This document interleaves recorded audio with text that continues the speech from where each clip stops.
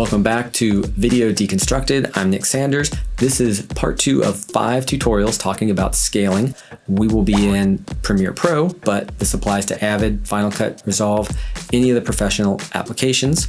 And today is all about creating slideshows with photos. Are you hungry?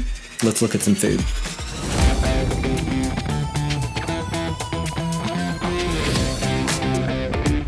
Common thing people like to do is scale up a photo while dissolving into the next photo. This is super simple, but sometimes you see this problem. You see how the photo that is dissolving away stops scaling up right before it's completely gone. The problem is that you have set up your scaling keyframes and then added the dissolve, and your dissolve is essentially using up more of your clip. So you end up not scaling up enough. So let's take a look at this. I've got lemonade, some pancakes, and some chicken. So if I click on the clip, Shift 5 to go to my motion properties here, and I'm going to go to the front of the clip, and let's say I click on scale, and then I go to the last frame of the lemonade, and we'll go into say 120, and I can actually copy and paste properties onto these other two by selecting the lemonade, copying, then select the two other photos to paste attributes. I'm pasting the motion. Now if I play this through, we've got this zooming in effect. With all of them selected, I can hit Shift D, which will add a dissolve to the beginning and the end and in between.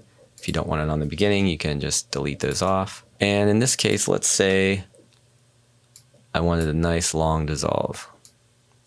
Right there, you can see if you watch the edge of your lemonade glass right there, it stops. So it's stopping if I just go through frame by frame right there at the end of the clip, which is right where you put your last keyframe.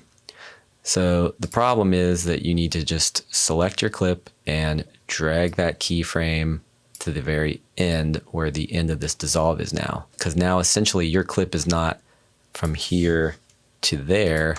Your clip is from here to the end of the dissolve. And same thing with this clip.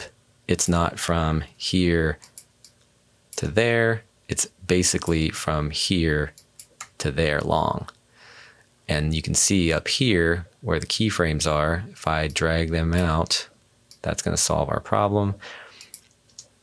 Now that edge keeps on moving. Watch the edge of these pancakes, it keeps on moving.